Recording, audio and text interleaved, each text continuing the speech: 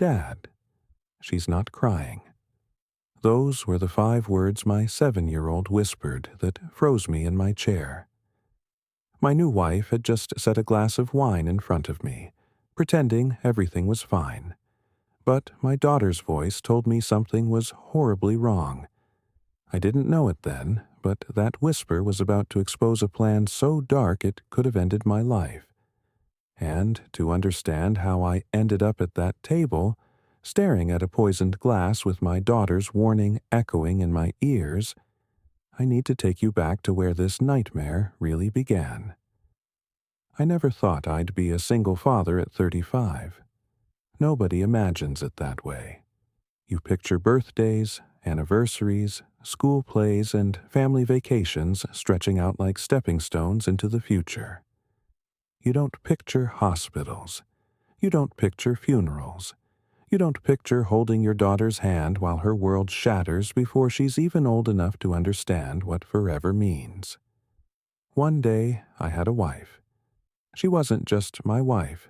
She was my best friend, my partner, the person I thought I'd grow old with. We had plans, inside jokes, dreams only we knew. And then the next day, I was standing in a cold hospital hallway under those buzzing fluorescent lights, staring at the sterile floor tiles while my little girl squeezed my hand. And I realized I had to tell her the unthinkable, that Mommy wasn't coming home. The truth is, I don't even remember the words that came out of my mouth. I think I spoke. I think I tried. But whatever I said didn't matter. What I remember, what I will never forget, are her eyes. Big, brown eyes that had always been full of curiosity, of laughter, of innocence. Eyes that suddenly had to carry a grief much too heavy for a child. She was only 7, but in that instant she looked at me as if she'd aged 100 years. And me? I felt like I had failed her. Grief has a way of breaking the clock. The days kept moving, but inside our house, time felt frozen. Nights were unbearable. The bed was too big. The silence too sharp. Even the air felt different thin, as if the house itself had stopped breathing. Her toys sat untouched in her room, gathering dust. The kitchen smelled of nothing because I couldn't bring myself to cook. Laughter, once a constant hum in our lives, had vanished. All that remained were the crayon drawings she taped to the fridge-bright colors, uneven letters spelling out, "I love you, Mommy." Those scribbles were the only light left in a home that had lost all its color. Every evening, I tucked her into bed, pulled the covers up to her chin, and tried to pretend the world was okay. But she always asked the same question, her voice so soft I almost wished I hadn't heard it. "Daddy, when will Mommy come back?" And every time, it broke me. Because how do you explain forever to a child? How do you tell her that the person she loves most in the world is gone and isn't coming back? You don't. You can't. So I lied. I kissed her forehead and whispered, "Soon, baby. Soon." And then I walked out of her room, closed the door, and cried where she couldn't see me. Those months tested me in ways I could never have prepared for. Work didn't stop just because my world had collapsed. Bills didn't pause out of respect for my grief. Groceries spoiled in the fridge because I couldn't keep track of time. Laundry piled up until it felt like a mountain I couldn't climb. I tried to be both mother and father, but most days I felt like I was failing at both. I burned dinners. I forgot permission slips. I missed her school recital because I was stuck at the office, and when I walked in late to find her eyes searching the crowd for me, only to see an empty chair where I should have been that moment nearly destroyed me. Sometimes, after she was asleep, I locked myself in the bathroom and turned the water on full blast so she wouldn't hear me. And in that shower, I broke down. Every night, over and over, because I couldn't let her see me fall apart. I thought I had to be her rock, her anchor. I thought if she saw me crumble, she'd never feel safe again. But children are sharper than we give them credit for. She noticed everything. The slump in my shoulders when I thought no one was looking. The way my eyes lingered too long on the empty chair at the dinner table. The quick way I turned over picture frames because her mother's face was too much for me to bear. She saw me breaking, even when I tried to hide it. And in her own way, she tried to hold me together. She smiled when she didn't feel like smiling. She laughed when she wanted to cry. She tried to be strong for me, just as much as I tried to be strong for her. And in that fragile balance of grief, we carried each other without even realizing it. But through it all, I kept telling myself I had to fix this, that it was my job to somehow rebuild our family, to fill the hole in her life with something, someone who could make her feel whole again. I thought that was my duty as her father, to mend the unmendable, to give her a chance at normal when normal had been stolen from us. And that's what made me so vulnerable when she came into our lives. The woman who would smile at me just when I was at my weakest. The woman who knew exactly what to say, exactly how to make me believe I wasn't failing.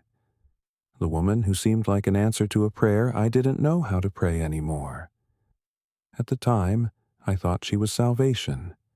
I thought she was light after all that darkness. I didn't know then she would nearly destroy us both. They say love shows up when you least expect it. For me, it happened in the most ordinary way at the grocery store on a rainy Saturday morning. I was standing in the cereal aisle, exhausted after a long week, my daughter tugging at my sleeve asking for chocolate puffs I couldn't afford. My shoes were soaked from the downpour outside. My shirt clung to my back, and I remember thinking, is this really my life now? A widower with a cart half empty, and a daughter who deserved more than I could give. And then there she was. She turned the corner like she had stepped out of another world entirely. Her umbrella was still dripping with rain, her hair somehow flawless, her perfume cutting through the damp air like a memory you can't quite place. She smiled at me warm, inviting, like she'd known me all my life. It wasn't just a smile, though. It was the kind of look that makes you feel seen when you've spent too long feeling invisible. But it wasn't me she went to first. She bent down, crouched eye level with my daughter, and spoke to her softly, asked her name, complimented her dress, even though it was nothing more than a thrift store hand-me-down that had seen better days. My daughter's cheeks turned pink. At first she looked shy, almost unsure. But then she smiled, a small, tentative smile that felt like sunlight cracking through the clouds. And in that moment, something in me shifted. For the first time in what felt like years, I allowed myself to feel hope. After that day, she started appearing everywhere. At the bank, when I was arguing with a teller about late mortgage payments. At the coffee shop on mornings, I rushed in desperate for caffeine. Even at church one Sunday, sitting just a few pews behind us, offering the same easy smile when our eyes met.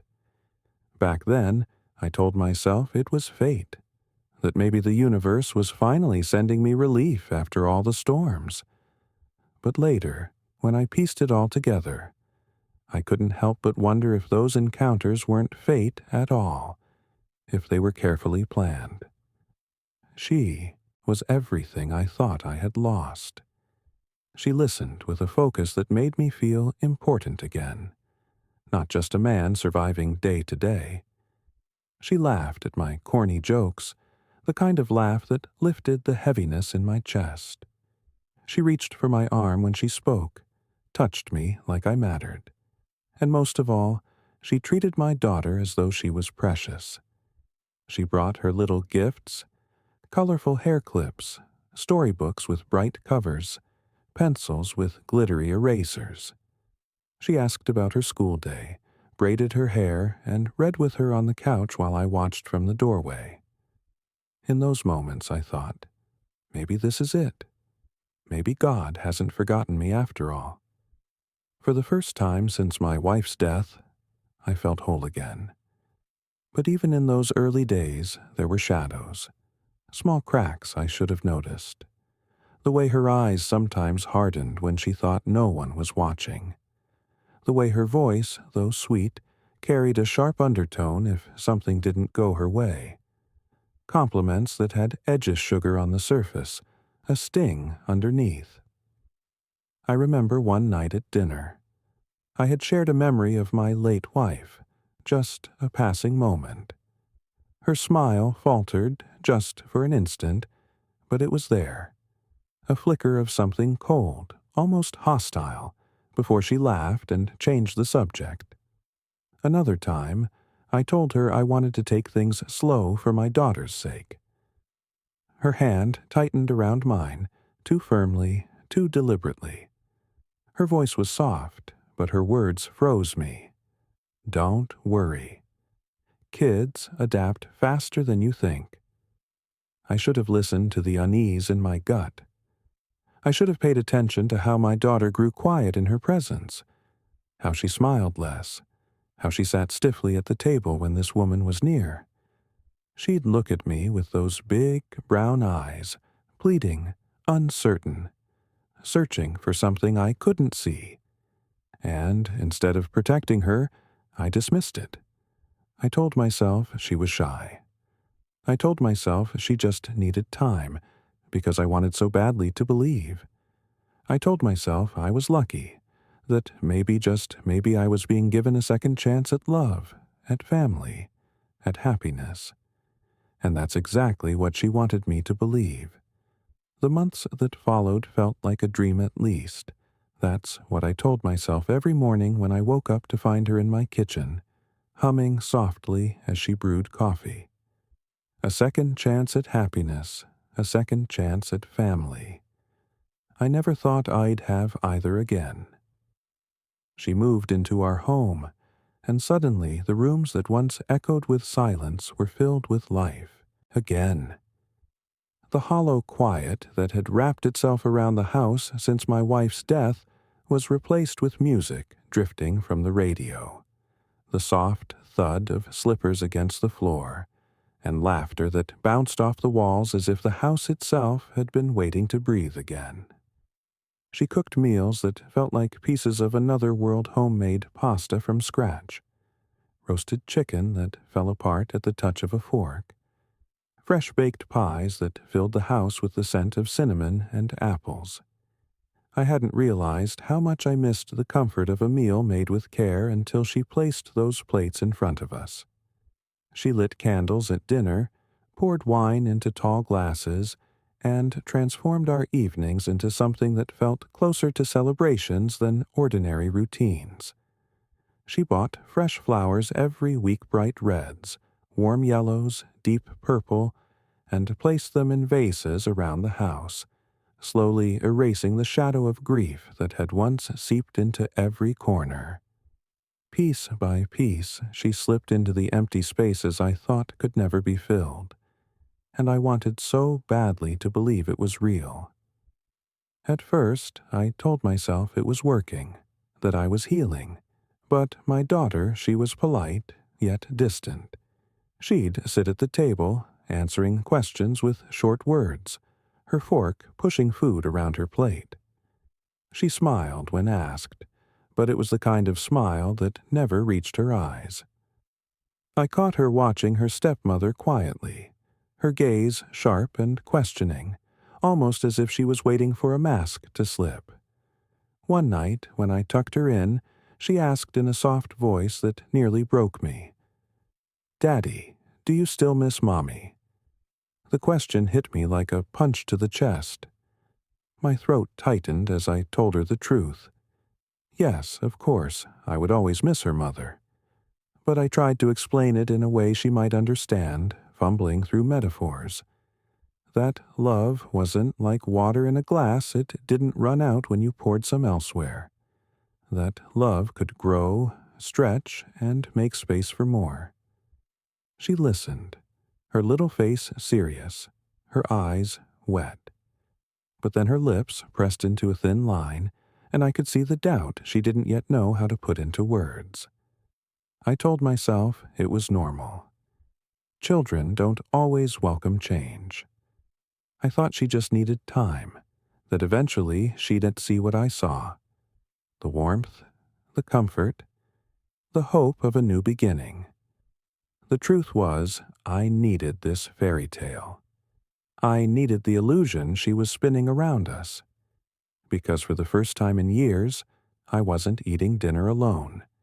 For the first time in years, I had someone to talk to late into the night, someone who touched my arm when she laughed, someone who leaned her head on my shoulder when the day was done. For the first time in years, I didn't feel like I was drowning in grief.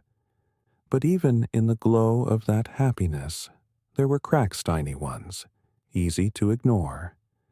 The way my daughter sometimes stiffened when her stepmother touched her hair. The way her smile faltered into something tense whenever the woman leaned down to kiss her forehead. The way she once whispered to me after bedtime, her small voice trembling, "Daddy, she doesn't smile with her eyes." Those words should have stopped me in my tracks. But instead, I brushed them off. I kissed her forehead, tucked the blankets tighter around her, and told her she was imagining things. I told myself she was still grieving, that she was too young to understand what it meant to move forward. And maybe I told myself those lies because I needed them. I needed to believe everything was perfect, that the dream was real. But while I was living in that fairy tale, my daughter was already beginning to see the nightmare. At first, the cracks were so small I could almost convince myself they weren't there at all. Tiny slivers of truth that slipped through her smiles like light peeking through a broken curtain. Subtle jabs hidden in sugar-coated words, disguised as jokes or innocent remarks. And I laughed them off because that's what you do when you're not ready to face the truth. You laugh. You nod. You tell yourself you're imagining things. You cling to the dream because admitting it's a nightmare feels impossible. It started with money. Always money. Shed a glance at receipts left on the counter, her eyes narrowing ever so slightly, then let out a laugh that wasn't really a laugh at all. You spent that much on school supplies? She's only 7. Crayons are crayons, aren't they? Or at dinner, Shed leaned close, her voice dipped in honey but sharp underneath. Piano lessons? Really? Does she even enjoy them, or is this just you clinging to some fantasy? Seems like a waste. Her words sounded light-hearted, but each one carried a sting. And though my chest tightened every time, I smiled weakly and let it pass. Because that's what was easier. That's what I wanted to believe her comments meant nothing, to believe I wasn't watching the beginnings of something darker. Then it became about my late wife. And those moments cut deeper than anything. Because every time her name escaped my lips, I'd see it, the warmth draining from her eyes, replaced by something cold. It happened in flashes, brief enough to deny, but strong enough to leave me shaken. One night, as we ate casserole, I mentioned softly, almost fondly, "You know, my late wife used to make this too." The sound of her fork clattering against the plate was louder than it should have been. She smiled thinly, her voice low and sweet, but with an edge that made my skin prickle. Well, I'm sure she had some talents. But let's not live in the past, darling. It was like she had drawn a line through my grief and dared me to step over it.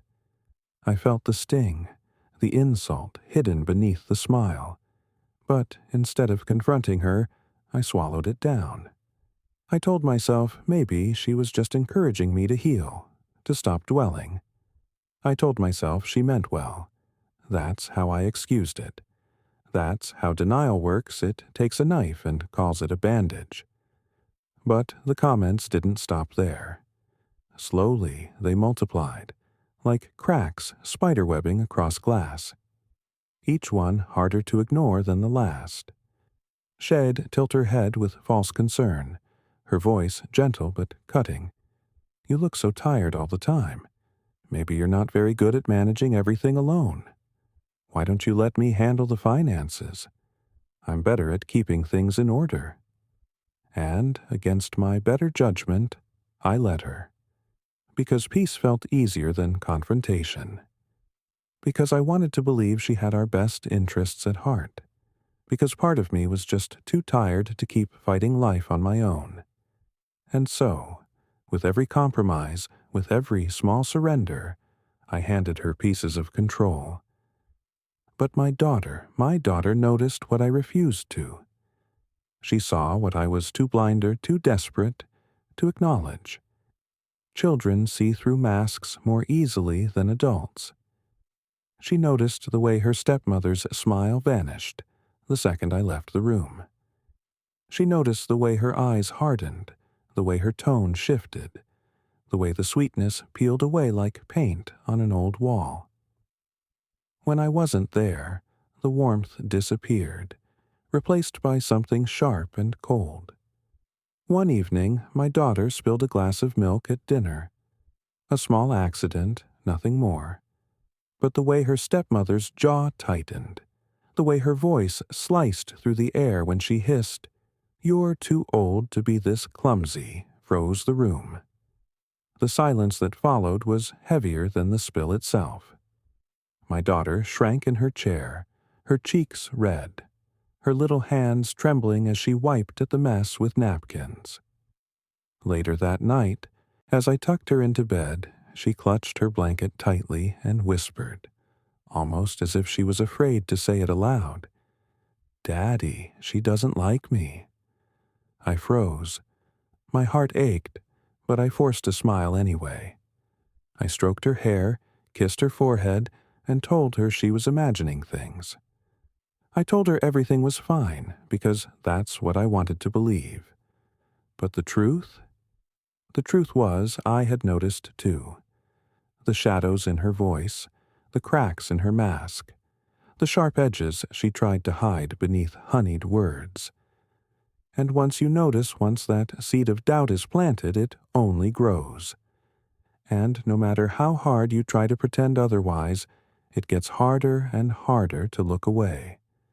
Children see things adults refuse to. Maybe it's because they don't know how to lie to themselves yet.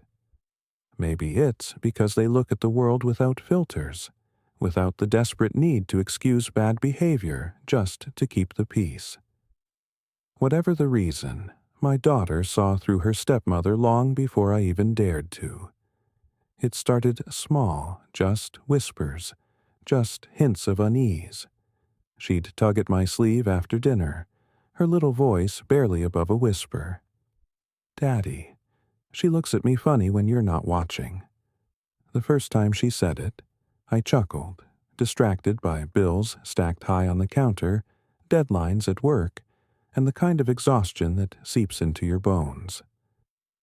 I told myself she was being dramatic, sensitive, maybe even jealous.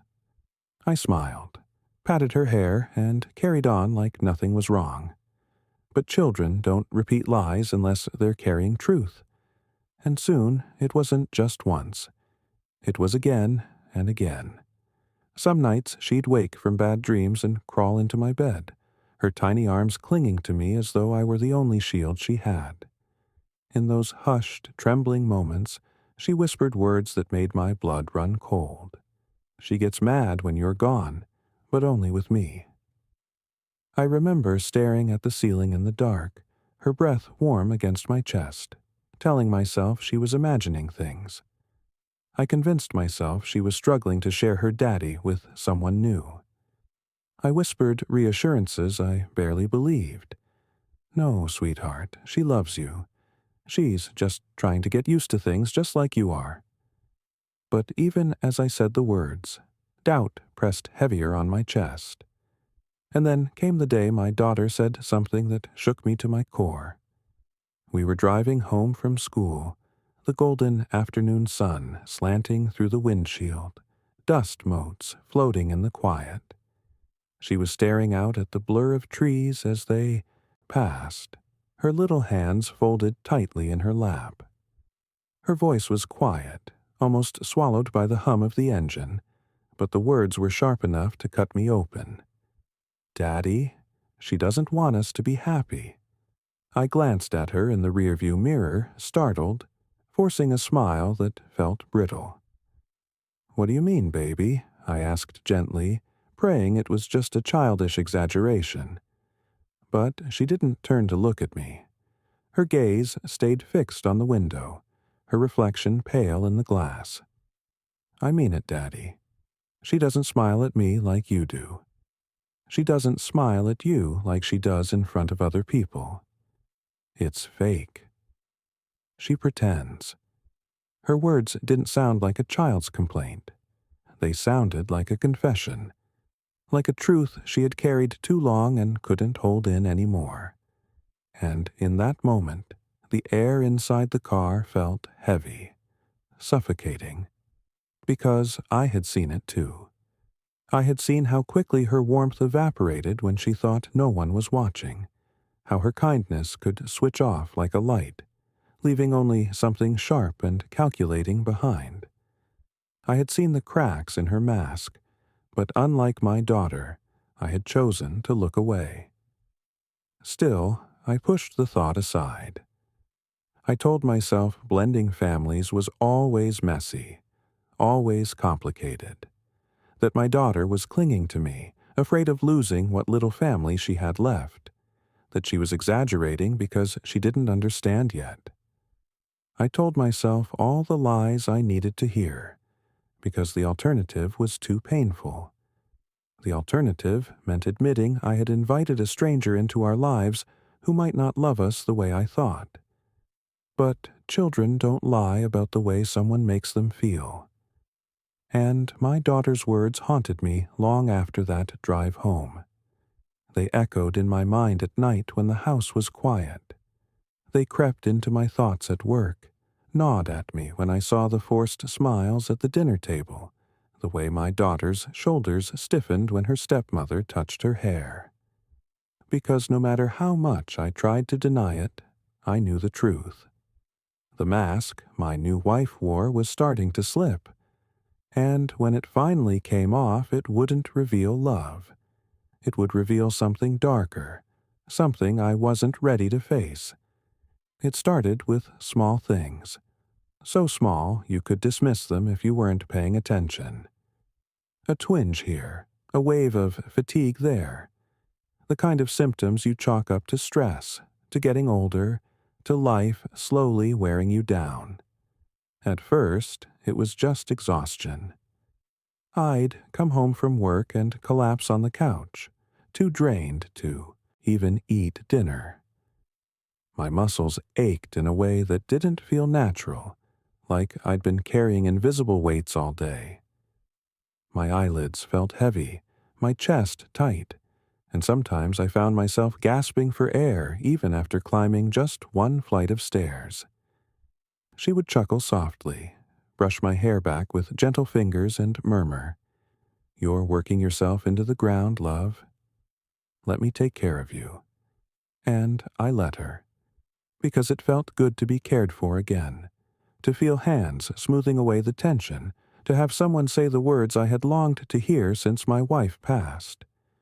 You're not alone anymore. Then came the headaches. Not the ordinary kind you get after a long day. No, these were different, sharp, pounding behind my eyes, spreading like wildfire into my temples. Sometimes the pain was so fierce I saw sparks dancing in my vision, tiny bursts of light that made the world blur at the edges. Once, while reading my daughter a bedtime story, The letters swam on the page until I couldn't make them out. But my wife always had the solution ready. A special tea that smelled faintly bitter beneath the chamomile. A glass of wine, she insisted, would calm my nerves. A homemade stew so rich, so comforting, it filled the house with aromas that tugged at memories of better times. She'd press the cup into my hands, lean close, and whisper, "Drink this. You'll feel better." And I wanted to believe her. God, I wanted to. Because how could the woman who smiled so sweetly, who rubbed my temples with gentle hands, who looked at me with such tender concern, ever mean me harm? But my daughter saw things I didn't. One night, as I sat at the edge of my bed, cradling a steaming cup of tea she had given me, my daughter slipped into the room. She looked so small in the doorway, her pajama sleeves hanging past her wrists, her bare feet silent on the floor, but her eyes wide, afraid, far too old for her age, spoke louder than words. "Daddy," she whispered, her voice trembling, "don't drink it. Please." I frowned, confused. Why not? Her little hands balled into fists, clutching the hem of her shirt.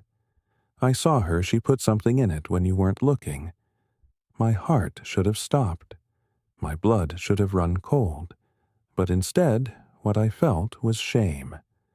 Shame that my daughter could accuse the woman I loved of something so monstrous. Shame that she might still be clinging to ghosts of the past, unwilling to let anyone else near me. I set the cup down and pulled her close, brushing her hair back. "Sweetheart, that's not true. She would never do something like that." I kissed her forehead, whispered for her to go back to bed, and told myself she was only imagining things. Children make things up. Children exaggerate. That's what I told myself as I tucked her in and closed her door. But the sickness didn't stop. If anything, it grew worse. The stomach pain came next. A burning that twisted inside me like knives turning slowly, carving me hollow. My hands began to tremble, sometimes so badly I couldn't hold my pen steady at work. At dinner, Eid struggled to lift my fork without dropping food back onto the plate. My skin grew pale, clammy, almost waxy. My reflection in the mirror looked like a stranger's sunken eyes, lips drained of color, a shadow of the man I had been. Some mornings it took every ounce of strength just to rise from bed. My head swam, my vision clouded. I told myself it was stress, maybe even depression, the weight of grief finally crushing me. That had to be it. And through it all, she was there, always there, hovering with that tender smile, stroking my back as I hunched over, pressing another cup into my trembling hands. "It's just exhaustion," she whispered. "You're pushing yourself too hard. Let me take care of you." And I believed her, because I needed to believe her.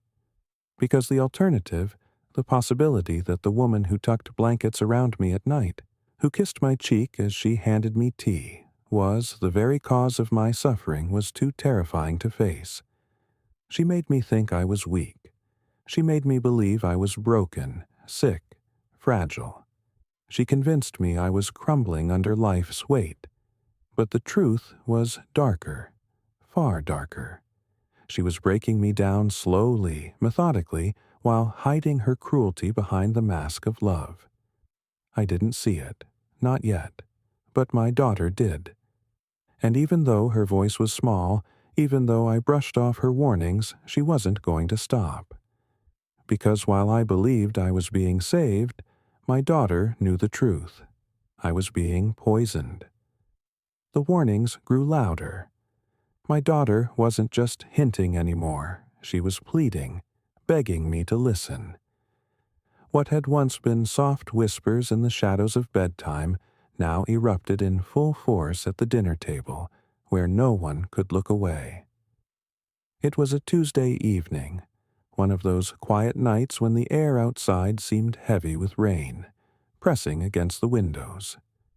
Inside, the dining room was warm, almost too warm, the lamps casting a soft glow over the table. My wife placed a steaming bowl of soup in front of me, her movements graceful, practiced, every gesture wrapped in the illusion of care. Steam rose in soft curls, carrying the scent of garlic and herbs, a fragrance that once might have stirred my hunger. But that night, the smell made my stomach knot, as though my body already knew something my mind refused to accept. I picked up my spoon, my hand trembling despite my effort to steady it. And just as I brought it closer, a small hand shot out and gripped my wrist with surprising strength. "Don't, Daddy." Her voice cracked, fragile yet urgent, and it made me freeze. I looked at Hermie daughter, her eyes shimmering with tears, wide and desperate, her face pale in the glow of the light. She wasn't just scared. She was terrified. "Please," she whispered again, her throat tightening on the word. "Don't eat it." For a heartbeat, the entire room seemed suspended in silence. The air itself grew heavy, the only sound the faint clink of the spoon against the bowl. And then my wife laughed. It wasn't the kind of laugh that spilled out naturally, but a soft, carefully measured sound. Too smooth, too perfect. "Oh, sweetheart," she cooed, tilting her head just slightly as she folded her hands together on the table. "Daddy needs his dinner. Don't be silly." Her voice was velvet, calm, motherly even, but her eyes betrayed her. For the briefest flicker of a second, I saw something sharp in them, something cold, irritation, anger, danger. But my daughter didn't let go. Her little fingers clung to my wrist, her knuckles turning white from the force of it. Her grip was steady, unshaken, far stronger than I thought a child her age could muster. Her gaze stayed locked on mine, pleading, searching for even a trace of understanding. She put something in it, she whispered, trembling but clear enough to shatter me. Her voice wasn't loud, but it carried more weight than anything I had ever heard. I saw her. "Daddy, please don't." The room fell silent again, the kind of silence that screams louder than any words. My heartbeat thundered in my ears, echoing like drums in a hollow chamber. My chest felt tight, my throat dry, my mind a blur of fear, shame, and disbelief. I looked at Hermie daughter. My blood, her terrified face staring up at me with unshakable conviction. And then I looked at my wife, her lips curved in a soft, practiced smile, her eyes patiently waiting for me to dismiss the child clinging to me. And, in that moment, I made the worst choice of my life. "Enough," I snapped, my voice sharper than I intended, cutting through the room like a knife. I pulled my hand from my daughter's grip, watching the light in her eyes flicker and die as though I had extinguished it myself. The hurt on her face gutted me. Her lips trembled, her chin quivered, her little shoulders slumped as if the weight of the world had fallen on her all at once. She looked down into her lap, silent but shattered, and in that silence I felt something break between us. My wife reached over then, her hand brushing my arm with feigned tenderness, her touch too soft, too controlled. "It's okay," she murmured, her voice dripping with calm reassurance. "She'll come around. She just needs time." She gave me that perfect smile again, the one I had convinced myself was real, the one I had built my fragile hope around. We finished dinner in silence. I forced the soup down, each spoonful tasting of ash, though I told myself it was only guilt burning on my tongue. My daughter never lifted her head, her small frame tense, her hands balled into fists beneath the table. That night, lying in bed, the house felt different, too quiet, too heavy. My wife's gentle breathing beside me should have comforted me, but instead it made my skin crawl. Each rise and fall of her chest felt like the steady rhythm of a predator lying in wait. And through it all, my daughter's voice haunted me. She put something in it. I saw her. The words scratched at the inside of my skull, refusing to fade, echoing through the darkness long after I closed my eyes. I told myself she was imagining it. I told myself she was jealous, afraid, clinging to me because she didn't want to share me with someone new. I told myself children sometimes make up stories. But the truth was harder to silence. Doubt had already rooted itself inside me, growing, spreading, waiting for the moment I could no longer deny it. And I knew, deep down, that moment was coming soon. It happened on a Tuesday night. The kind of night where the air feels heavy, pressing against your skin like a warning you can't explain. I came home late, my tie loosened, my body dragging as if every step cost me strength I didn't have to spare. My vision blurred at the edges, the world tilting in ways it shouldn't. I dropped my bag by the door, the sound echoing in the quiet house. From the kitchen came the faint smell of stew and the soft sound of humming. At first, it felt almost comforting. Almost. But then her voice. Low. Sharp. Different. Not the honeyed tone she used with me, but something colder, cut from steel. No, he doesn't suspect a thing, she whispered into the phone. He thinks it's just stress. I told you, he's easy to control, too easy. I froze in the hallway, my hand still resting on the wall for balance. My heart began to thunder, each beat louder than the last. A pause. Then that laugh light, airy but hollow in a way that made my stomach turn. Of course I've been careful. I give him just enough to make him weak. Soon it'll all be ours, the house, the insurance, everything. Insurance. Control. Weak. The words hit me like a hammer to the chest, each one burning into my brain. And then the floodgates opened. Every warning my daughter had whispered came roaring back. Daddy, don't drink it. She put something in it. She doesn't want us to be happy. I felt my knees buckle. Not from exhaustion this time, but from the sick realization that my little girl, the one voice I had doubted, had been right all along. I stepped back slowly, forcing myself not to make a sound. My hands shook violently as I gripped the wall to steady myself. My mind replayed every meal, every glass of wine, every pill she'd pressed into my hand with that sweet smile. All those nights I thought she was saving me when really, she was killing me piece by piece. My throat went dry, my stomach twisted. For weeks I thought I was unraveling, falling apart on my own. But now I knew. She wasn't my salvation.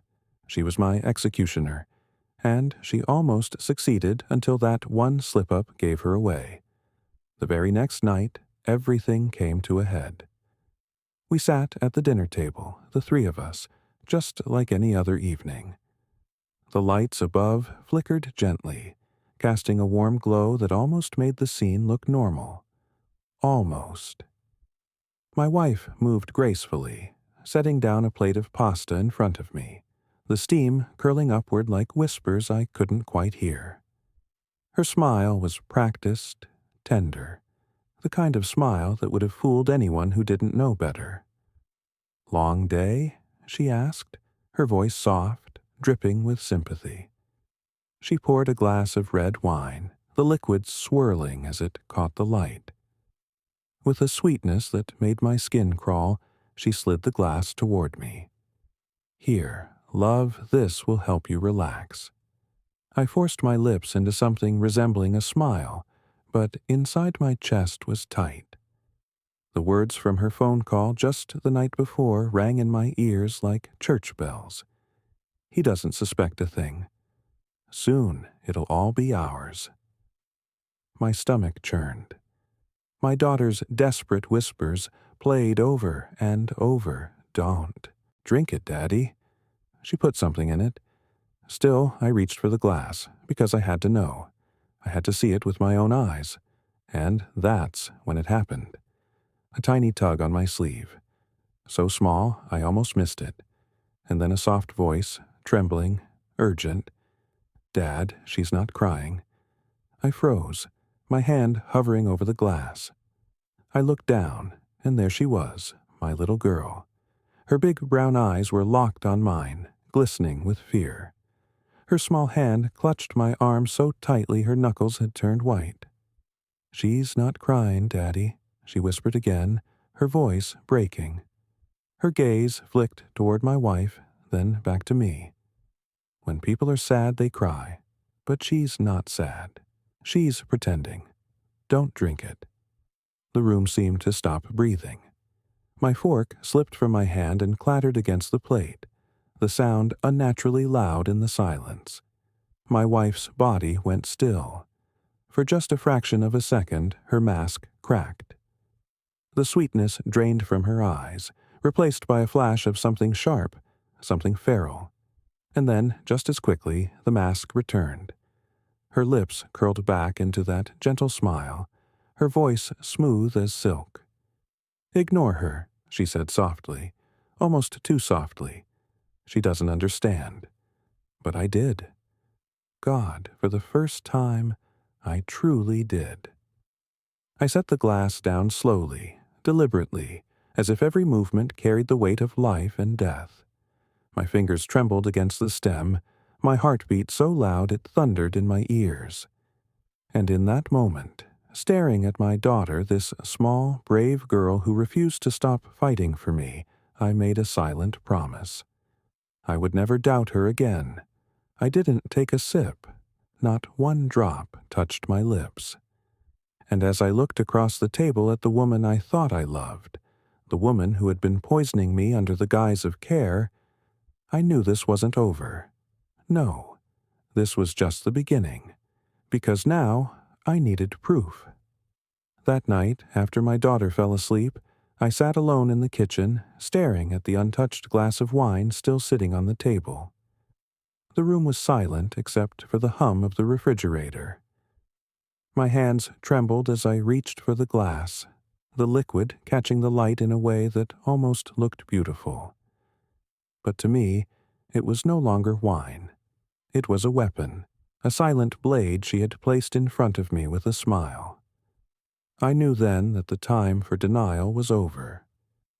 I had spent too long excusing the warnings, brushing away the evidence that had been right in front of me.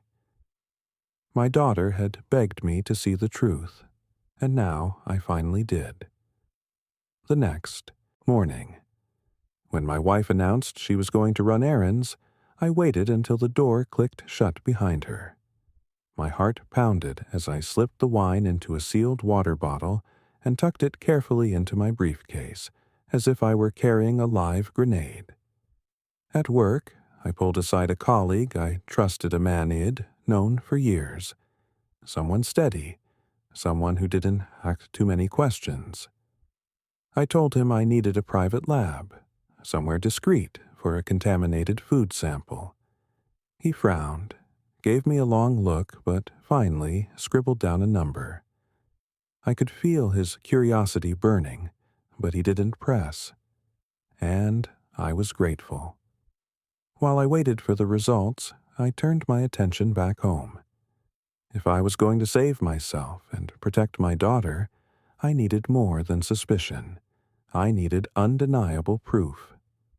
One afternoon, while she was in the garden, I searched the kitchen. My fingers shook as I pulled open cabinets, shuffled spice jars, dug through drawers, and that's when I saw it. A small tin shoved far behind the flour canister. I pulled it out with clammy hands, my breath shallow. Inside was a plastic bag filled with a fine white powder. No brand name, no instructions, only a word printed in a language I didn't recognize. But I didn't need to be fluent to understand what it meant. My stomach lurched. My throat tightened. My body, already weak from weeks of sickness, seemed to collapse under the weight of realization. The next day, while she showered, I gathered the courage to check her laptop. Every click of the keys felt like a gunshot in the quiet house. My pulse raced as the search history appeared, and then my blood went cold. How much poison without killing immediately? Slow-acting toxins, symptoms, arsenic in food. The words glared back at me from the glowing screen, undeniable, horrific. It was like seeing her true face at last, stripped of the smile she wore like a mask. I nearly vomited, but I forced myself to keep moving. I took photos of everything, the tin, the powder, the search history. I saved the screenshots to a flash drive, then emailed copies to myself, creating a trail that couldn't be erased. If something happened to me, I wanted the truth to live on. Days dragged by with unbearable tension. Every moment under the same roof with her, a battle not to let my fear show. And then, 1 week later, the lab called. The man on the phone hesitated before speaking, his voice grave, heavy with the weight of what he had to tell me. "Sir," he said, "your sample tested positive for high traces of a toxic substance. If you've been ingesting this regularly, it could cause organ damage, neurological issues, even death. Honestly, I'm surprised you're still standing." I sat frozen at my desk, the world spinning around me. My hand trembled so violently I nearly dropped the phone. Are you sure?" I whispered, though I already knew the answer. "Yes," he said firmly. "There's no question." I thanked him and hung up, staring at the wall as my chest heaved. My entire body shook with a mix of terror, fury, and grief. Now there was no denying it. No more pretending. No more clinging to the lies I had told myself to feel safe. My wife was poisoning me, and I finally had the proof to stop her. I couldn't wait any longer. Every day I stayed silent was another chance for her to tighten the noose around my neck. Every plate she served, every cup she pressed into my hand was another gamble with death. And I wasn't going to give her that chance. So I set the stage. Dinner, just the three of us. The table looked almost idyllic, lit by the warm glow of the chandelier. My daughter sat beside me, small and tense, her little fingers fidgeting with the hem of her dress. Across from us, my wife wore her perfect mask, the flawless smile, the calm, practiced grace of a woman who believed she was in control. She placed a steaming plate in front of me, her eyes never leaving mine. "Eat, love. You've hardly touched anything lately." I picked up the fork slowly, deliberately. She watched, just as she always did, waiting. But this time, I didn't take a bite. Instead, I set the fork down with a quiet clink, folded my hands, and locked my gaze on hers. "What's in it?" The smile wavered, just slightly. Barely noticeable, but I caught it. "What do you mean, darling?" she said lightly, though her voice was just a little too high, a little too fast. "It's pasta. Your favorite." I shook my head. "No, I'm not asking about the food. I'm asking about the powder." For the first time since I had known her, she froze. It was like watching glass crack under pressure. The mask slipped, and the cold steel of her true self flashed through. My daughter's hand slid into mine under the table.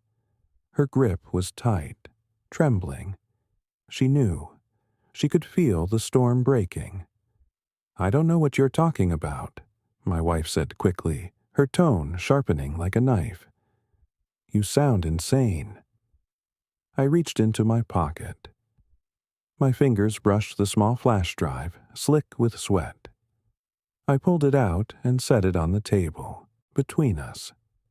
The sound of plastic on wood was louder than thunder in that silent room. "I have proof," I said, my voice unsteady but strong enough to cut through the air. "Lab results, photos of what I found in the kitchen, screenshots of your searches, everything. It's over."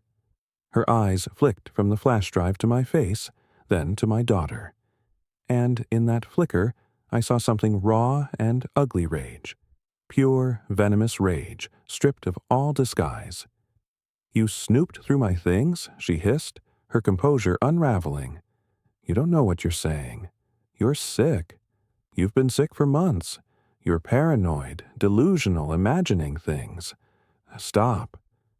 My voice was sharper than I had ever allowed it to be. It cut through hers like a blade.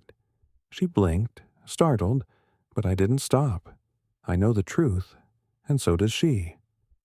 I glanced at my daughter, who stared across the table with wide, unblinking eyes. No fear, now only certainty.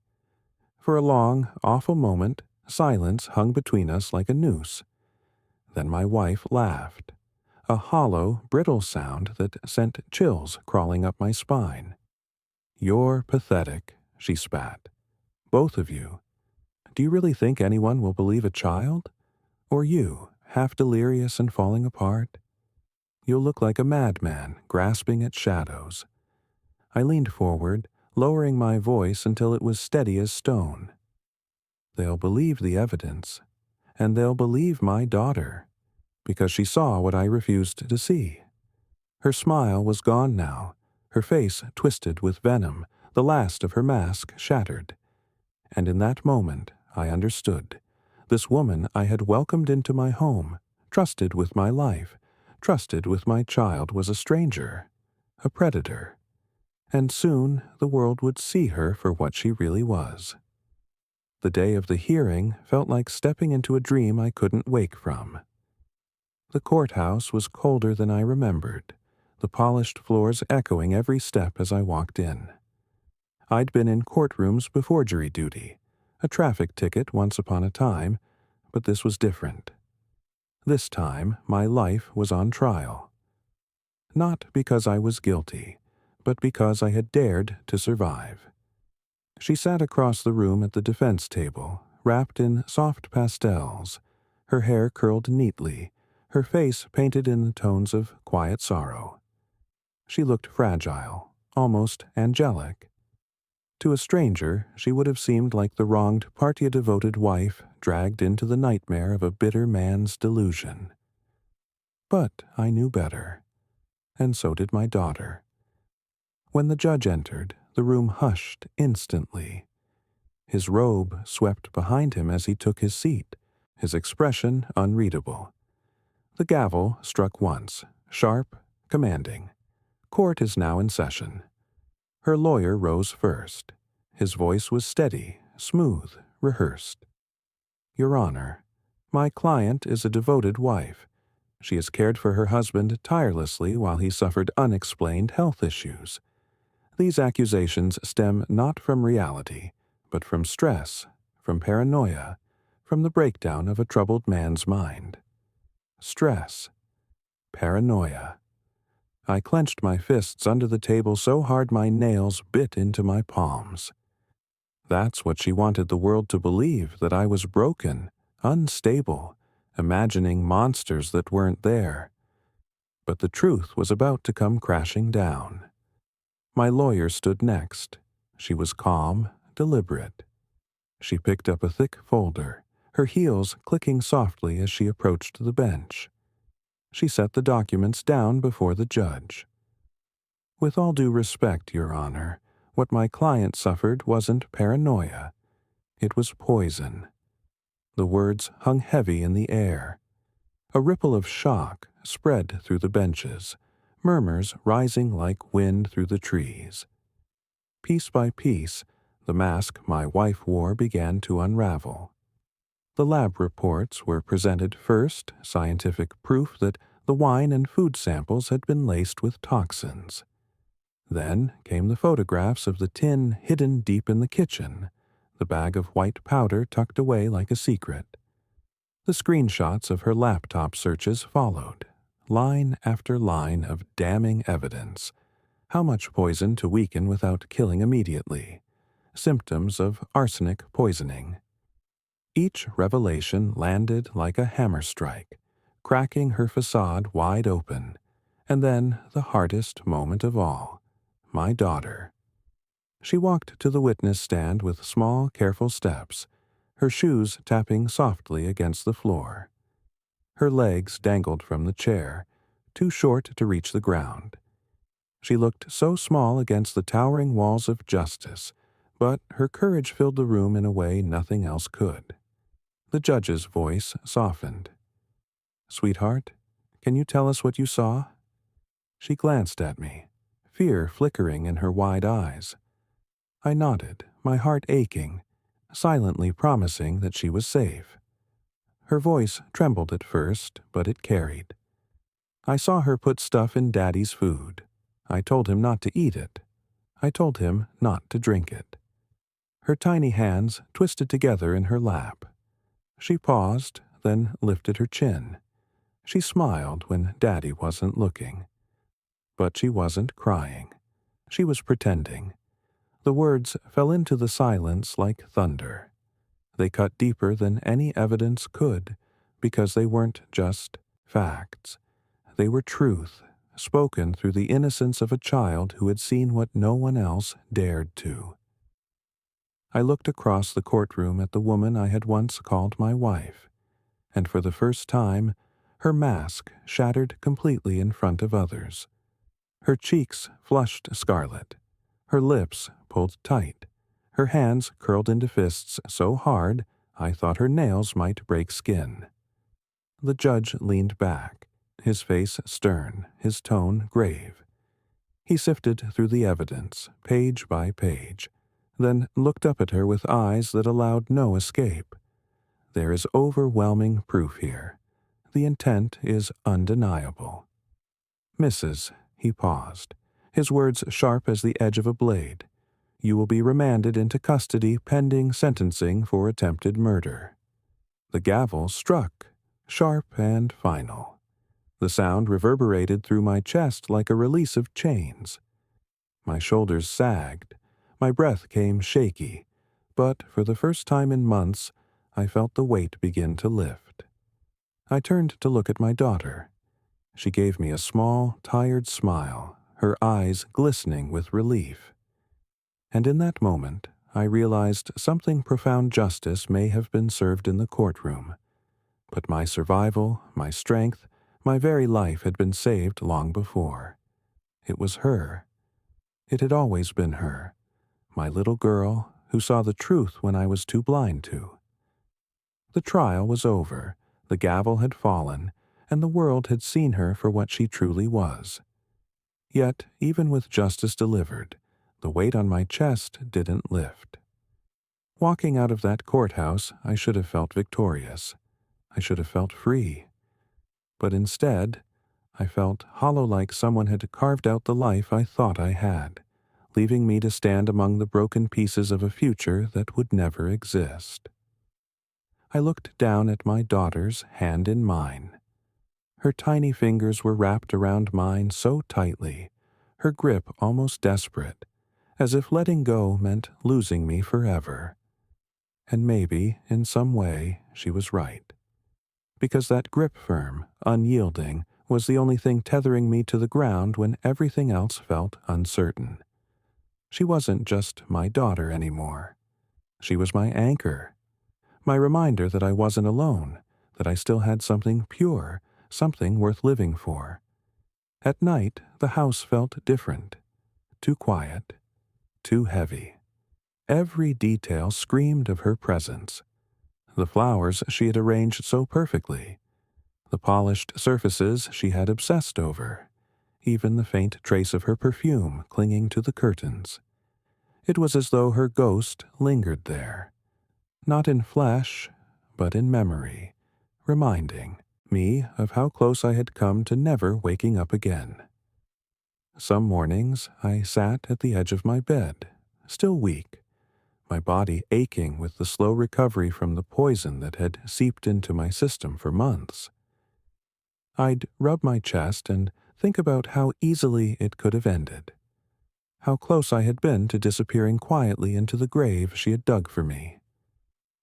And then I'd hear her voice in my mind, those 5 simple words that had cut through the fog of my blindness. Dad, she's not crying. Those words haunted me, not like a nightmare, but like a reminder I could never erase. A reminder of how blind I had been, how willing I was to accept lies wrapped in a smile.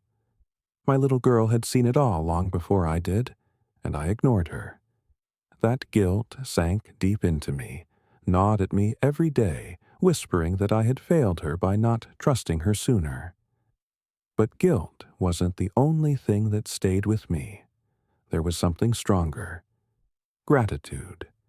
A deep, unshakable gratitude that no amount of pain could dim. Every time I looked at her, I remembered the truth.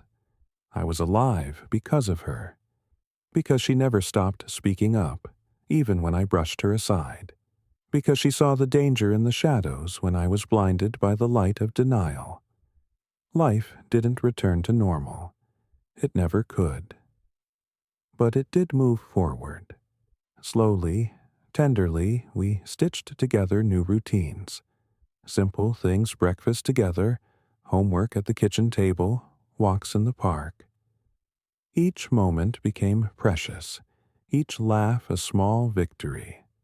And for the first time in months, when I tucked her in at night and kissed her forehead, I didn't feel like a failure. I didn't feel broken. I felt like the luckiest father in the world, because I had something worth more than any victory in a courtroom, something stronger than the scars of betrayal. I had her, my daughter, my hero. Ivy thought a lot about that night, the glass of wine glinting under the kitchen light, the smile stretched across her face like it had been rehearsed 1,000 times, and then the whisper that cut through it all. Just 5 small words. Dad, she's not crying. It's strange how something so simple can hold the weight of life and death. 5 words from the mouth of a child, yet they carried more truth than all the excuses, all the performances, and all the lies I had been blinded by. In that moment, those words did more than stop me from lifting that glass. They shattered the illusion I had been living in, and forced me to face a reality I had refused to see. When I look back now, what terrifies me most isn't the poison. It isn't even the betrayal. It's how close I came to ignoring her, how close I came to brushing off the only voice that mattered, convincing myself she was just being dramatic, or scared, or wrong. If I had done that, if I had dismissed her, I wouldn't be here to tell this story. The truth is, my daughter didn't just save me from poison. She saved me from myself, from the loneliness that clouded my judgment, from the desperate hunger to believe in a fairy tale marriage, from the weakness that made me accept scraps of affection disguised as love. I thought I was the protector in this story, the father who had to shield his child from pain. But in the end, it was she who protected me. She saved me with nothing more than her honesty, her courage, and her refusal to stay silent. I replay the signs in my head now, and they're so obvious it hurts. The way her kindness always had an edge. The way her affection felt more like a performance than a feeling. The way her laughter never reached her eyes. I should have seen it. I should have known. But I didn't. I was blind, maybe because I wanted to be. But my daughter wasn't blind. She saw it all. That night, when her small hand gripped my sleeve and her eyes searched mine with fear and certainty, she gave me more than a warning. She gave me a lifeline. She gave me a second chance, a way out, a chance to see the truth before it was too late. She reminded me that sometimes the bravest voices come from the smallest mouths, and the clearest truths come from those the world often overlooks. I will never forget it. Not as long as I live. Because sometimes survival doesn't come from your own strength, or from experts, or from evidence stacked in a courtroom. Sometimes it comes from innocence, from purity, from the unshakable instinct of a child who sees what others refuse to admit. That night, my 7-year-old didn't just stop me from taking a poisoned sip. She didn't just expose the woman I thought I knew. She gave me back my life. She handed me the future I almost lost. She reminded me that love, the real kind, the pure kind, isn't measured in grand gestures or pretty words. It's measured in the moments where someone fights for you, even when you won't fight for yourself. And so, when I tuck her in at night now, when I kiss her forehead and whisper good night, I don't just feel like a father. I feel like the luckiest man alive. Because I didn't just survive that night. I was reborn by the voice of a child who refused to let me die blind. She didn't just save her father's life. She gave him back his soul.